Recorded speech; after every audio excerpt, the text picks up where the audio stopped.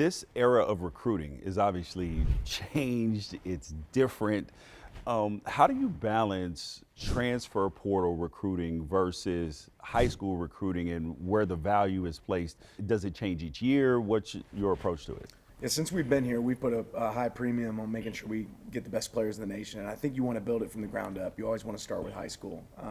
But you want to make sure that your roster is competitive. You want to make sure that you're able to go out there in the field and compete with the best of the best. And we've been able to attract some unbelievable high school players, but we've also been able to attract, great portal players that make our team better. So to me, it's a balance. But the bigger portion of our team, and I think if you look over the years, it's gotten smaller and smaller for us in the portal, and it's grown.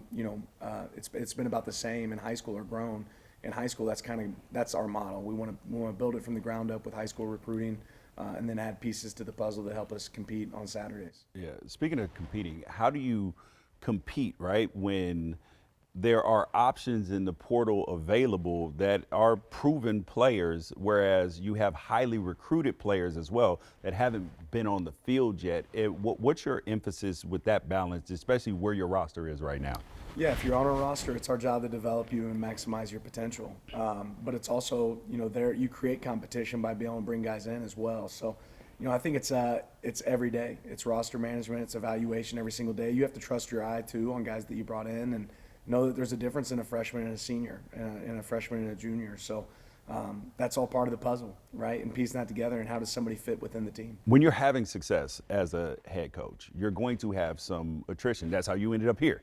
So, and you've had some coaches leave. How do you balance the trying to keep coaches that you clearly hired because you knew that they would do a good job and they did a good job for you, versus understanding that they have their own personal aspirations like you had? Yeah, well, I have my goals in my mirror, and the number one goal in my mirror is to help my people reach their goals. So I don't think I can ever lose sight of what it was like to sit in that seat as an assistant coach.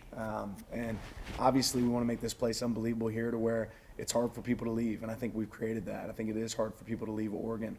But on the same note, when people have goals and aspirations, you want to help them get there. And those things can work hand in hand, right? Yeah. I think change can sometimes be really good for an organization as well. It brings in new ideas, new opportunities for growth. It helps people on your staff that have the opportunity to grow in those moments as well as attrition happens. So it's part of it, right? It happens. Every winning program I've been a part of has had attrition. It happens.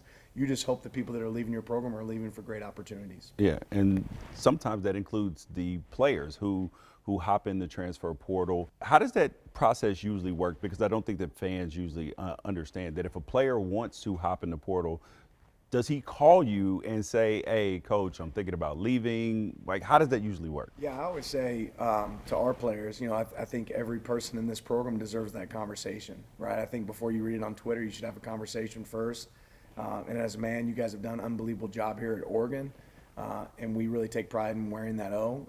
So let's have a conversation first. And then sometimes that decision's made, and a lot of times that can be best for the player, it can be best for the program. And everybody's goals and aspirations are a little bit different. So sometimes it fits for a guy to be able to go on and check out the next opportunity. What is, I guess, the next evolution of Oregon football, right? Because obviously everybody says national championship, national championship, but what does it look like from your point of view? Because Kobe talks about the process. I've heard you talk about the process. How do you judge the process versus winning?